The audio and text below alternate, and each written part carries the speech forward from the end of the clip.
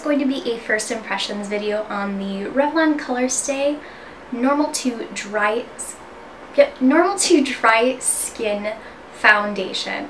I recently heard about this foundation from another YouTube guru that was talking about a full coverage foundation that she really enjoyed. This one has 24-hour staying power, and I did and took it to the test today. So if you'd like to see what I thought and how it held up, just keep watching. So the first thing I made sure when purchasing the Revlon Color Stay was to make sure that the bottle was sealed. A lot of them were, like, you could tell had been opened and messed with, and you don't know what was done to them or germs and stuff like that. So I wanted to make sure that the container was completely sealed. So now I have to try and get it to open.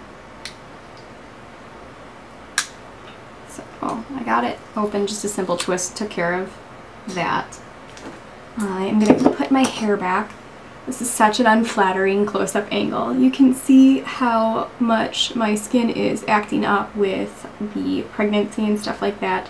So I was on the lookout for a full coverage foundation that hopefully will not get my skin to go any crazier than it already is.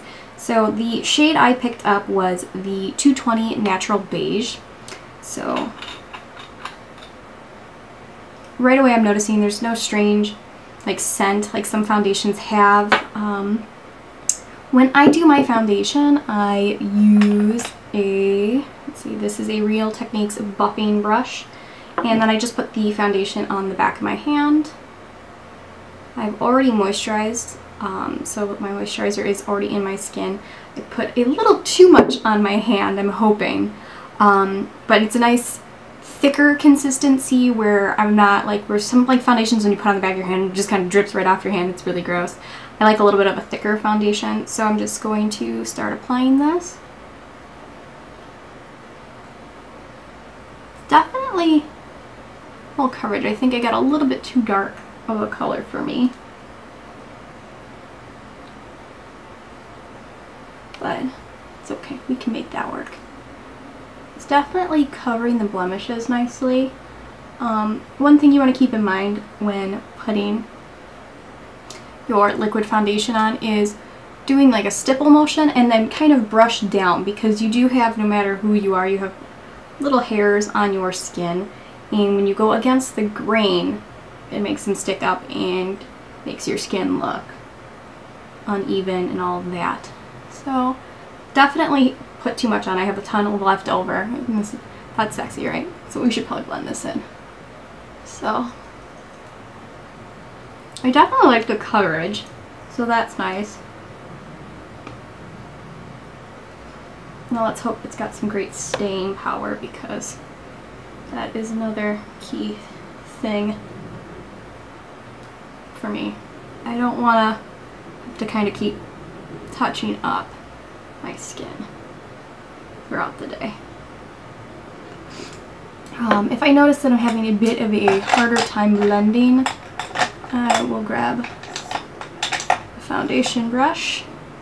This is, I think this is a crown brush one, and just make sure I get everything smoothed out a bit.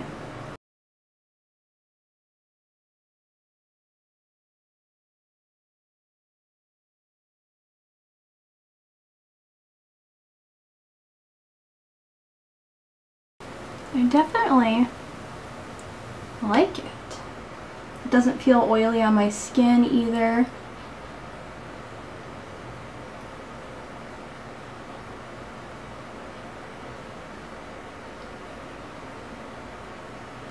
And you can see it covered up all the red marks I have. Yeah, I definitely, now that it's actually blended into my skin, the Natural Beige looks like it was actually a really good choice for me. Now of course the biggest important step when doing your foundation is to set it with a powder. I will be using the Rimmel Stay Matte, and this is in the shade Nude Beige. So let me just set that really quick. And to set my foundation I just use the multitask brush from Real Techniques. I'm a huge fan of the Real Techniques line. And again, you just want to pat the powder in, because when you like smear it around, you're just kind of moving it around on your skin. But first I'm going to wipe the extra I have all over my hand. So a little definitely goes a long way, so that is good. Because it's not really in the realm of all foundations. It's not a very expensive foundation. It was, I believe, $9.99, $7.99 or $9.99. But overall, it wasn't too pricey, but could be on the pricier side.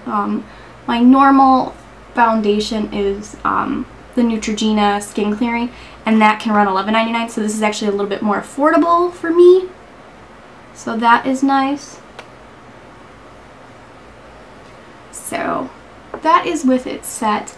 I have to admit, I really like this. It takes all the spots away. I do have like the dots and stuff like that, which really this close up on the camera is very apparent, but from a distance should be okay. So I definitely like the result. Now let's see if it lasts throughout the day. Well, here we are. I've made it about 8 hours into makeup, a little bit more than 8 hours. I had just a bit of a touch up where I just kind of had to like blot a bit on some powder just to kind of get some of the oil spots, but my coverage is still completely there, and I'm definitely very happy. I don't feel like I wasn't very oily where it was just like my skin was gross. It was just more like that oil where you had that bit of a shine to it, so I was very, very happy with the results of that. So I definitely think the Revlon Color Stay is worth it. So that is it. If you enjoyed this video, be sure to give it a thumbs up. If you haven't done so already, be sure to hit that subscribe button. I try and put out new videos every Friday, and I will see you guys next week. Bye!